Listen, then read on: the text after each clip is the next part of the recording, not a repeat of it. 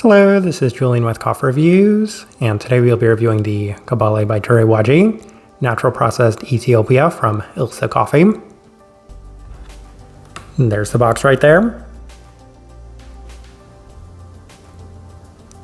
And Ilsa, based out of North Canaan, Connecticut. And this coffee is our October 2024 Coffee of the Month, as it was voted on by you guys as the coffee you most want to see us review. Ilsa is a coffee roaster that has appeared on this channel on numerous occasions, but this is the first time we've featured them since they did redesign their packaging, and truth be told, I was a much bigger fan of their old bags as I really like the simplicity of them. In addition to that, I did hear from people that they did enjoy the iconic logo that Ilsa did have on their old bags, and I'm not necessarily the biggest fan of boxes in general, and this one's also notably bigger than the vast majority of boxes from other coffee roasters. It's also a little bit more colorful than I like, and I know that's a lot of nitpicky things about them, but that's all to say that I just really did enjoy their old packaging. So it's a little unfortunate that sometimes coffee roasters make shifts in directions that you don't like, but we're actually mostly here to discuss the coffee, not the packaging, and so we will see how it's turned out, as this right here is day 36.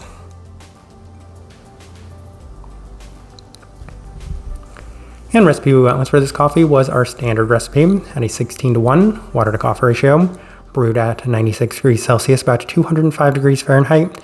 And I like this one best through the V60, which indicates a more medium fine grind.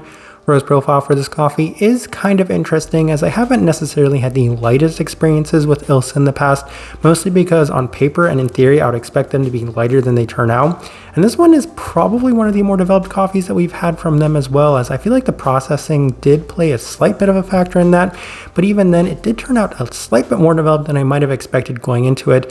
And I feel like a lot of people would either say that this is a true light medium, if maybe on the slightly more developed side of things, as I did feel a slight bit of roastiness within this coffee, but I feel like this is the best direction to go with this one. So with all that out of the way, let's go ahead and start discussing this coffee. Day 16, first impression through the V60, and the coffee was notably cleaner and more direct than expected, though it was slightly more robust than initially expected, as it felt like they might have pushed the development a slight bit more normal than I've typically experienced from them. There was a moderate red fruit fermentiness as well, but for the most part there was a very clean peachiness, which did lend itself towards a very positive first impression. Honestly, one of the best first impressions I'd had of this coffee roaster in general, so I said, okay, maybe this will change my mind about this coffee roaster, so we'll see what will happen from here. Day 19 through the Chemex, and surprisingly, one of the best days of any Ilse coffee that we've had up to this point, as there's a bit more of a strong and well-defined peachiness that did also feel slightly candied. Relatively clean for a natural, once again with the berry aspects being a bit more secondary this time around, so I was very happy with the way the first 2 cups of this one did turn out. Day 22 through the April brewer, and this is the first time the coffee felt like it has been a bit off, as right off brew it offered a bit more brightness in a slightly less defined sense with more of the robust qualities to it. A bit less clean and notably less of the peachiness, still a fruit sweet first cup, but outside of that it was, I would say, a little bit less pronounced than some of the earlier days. Day 25 through the V60 with some higher extraction adjustments, so we did push this one a little bit and it did hold up moderately well. It was better than some of the previous days we had had, most notably that April day, as it had a bit better defined of a candied aspect with more of the peachiness coming through and a little bit less of the fermentiness. So I said, okay, this is kind of somewhere in between the April brewer day and some of the earlier impressions we did have. So we're going to see what happens with this going forward. And on day 28, we opted for the Chemex with the same adjustments, and it was an interesting mix, as once again, it was holding up relatively well in terms of the fermentiness, but the issue was the robustness of this quality, as it did feel like it was just pushing a little bit more traditionality than I would have necessarily liked. There's still a bit of that lovely stone fruit component, but I feel like it was marred by that slightly more robustness that was present to it. Day 30 through the V60, and this had some slightly mixed results, as we did go back to our standard recipe, and it wasn't particularly intense off brew, as it does take some time for this coffee to open up this time around. Interestingly, less fermenty and robust, as there's a slightly better level of clarity, which does help on the back end, most notably in the finish, with the defined peachiness being a little bit more pronounced in that regard. But it did take a fair bit for this coffee before it did open up after letting it cool down. Day 32 through the Chemex with our standard recipe, and there are further struggles replicating some of the first impressions, as it has lost a little bit of its well-defined fruit qualities.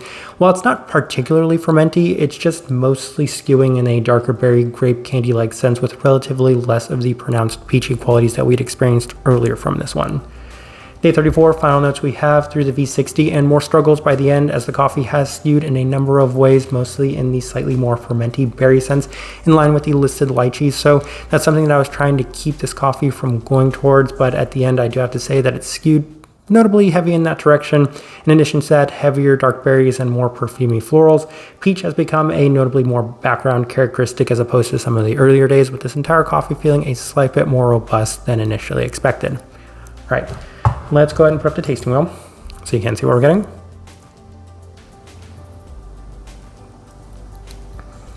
And we have quite a few level 4s, so let's go through those and we'll discuss the finish and the sweetness together because, as I would say, when it comes to more processed coffees, if we're able to keep those from achieving a level 5, then at the very least it's not too overbearing and intense. And that's not a way I would describe this coffee in any sense. I don't think at any point it became too overbearing and intense. If anything, I feel like the finish at times was just a little bit more uneven and a little bit more fermenty than I would have liked. But we'll kind of get into that later when we discuss the cleanliness of this one overall. Outside of that, it did, for the most part, at the end, skew and linger a little bit more in that heavier, fermenty, natural processed sense that you can expect from a coffee like this. But I think the biggest sticking point and hindrance was that it did have a little bit more of that slightly robust quality. And I can't say that you were feeling a little bit of the development within this one. So kind of surprised that that's the result that we got from this coffee. Let's go ahead and move on. We'll move to the floralities level 4. And this one definitely had a fair bit of those darker perfumey florals. That is also an ever-present component within natural processed Ethiopian coffees. And I do have to say, given that this coffee started to skew a lot more in that darker sense, I wasn't necessarily the biggest fan of that. And that's mirrored by the berry fruit scoring there at that level 4 mark.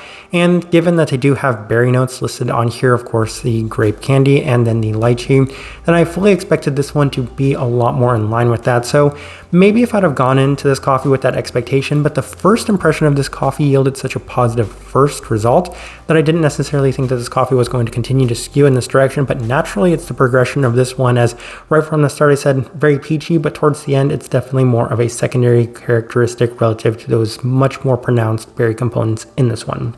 And then we have a handful of level 3s. We'll go ahead and start with the acidity level 3. Not necessarily the brightest coffee, and I did mention on the April Brewer Day that it did skew a little out of whack in terms of the overall brightness. But outside of that, I don't necessarily think that this one was ever intended to be a specifically bright and acidic coffee, as it didn't necessarily turn out that way for us. Stone fruit level 3. And the first couple of impressions that we did have with this coffee, I would say that it was inverted. So the stone fruit would have been at a level 4 and the berry fruit would have been at a level 3. And what was really frustrating about this coffee was that it became tricky to replicate that experience from that point going forward.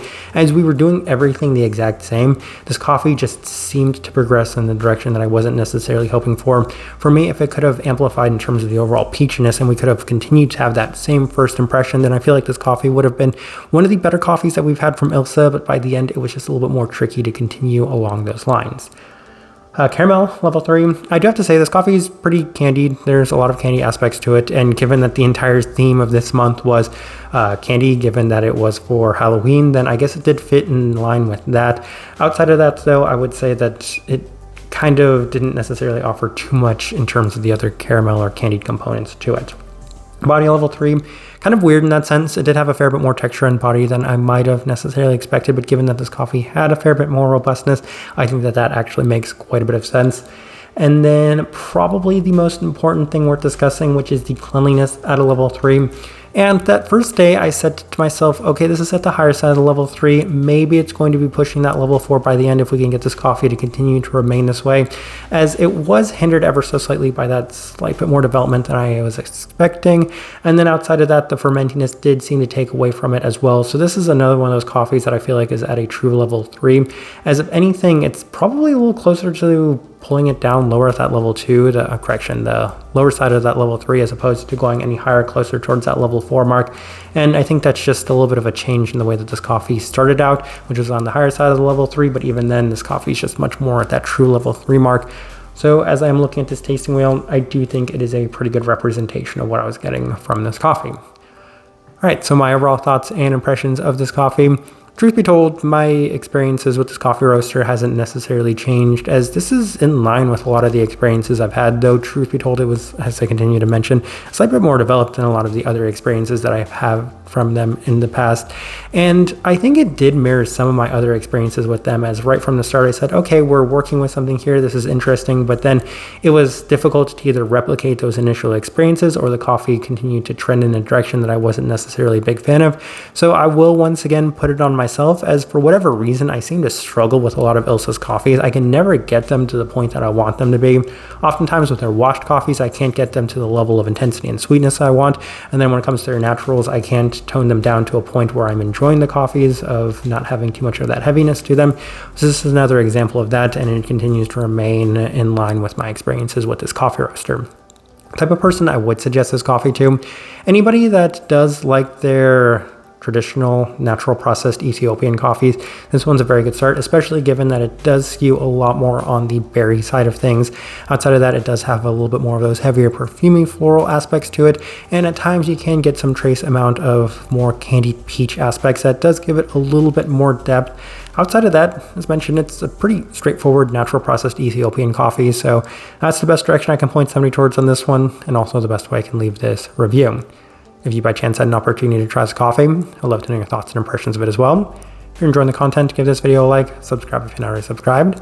This right here has been a review of the Qabballe by Ture Waji, natural processed Ethiopia from Ilsa Coffee. Thank you for watching.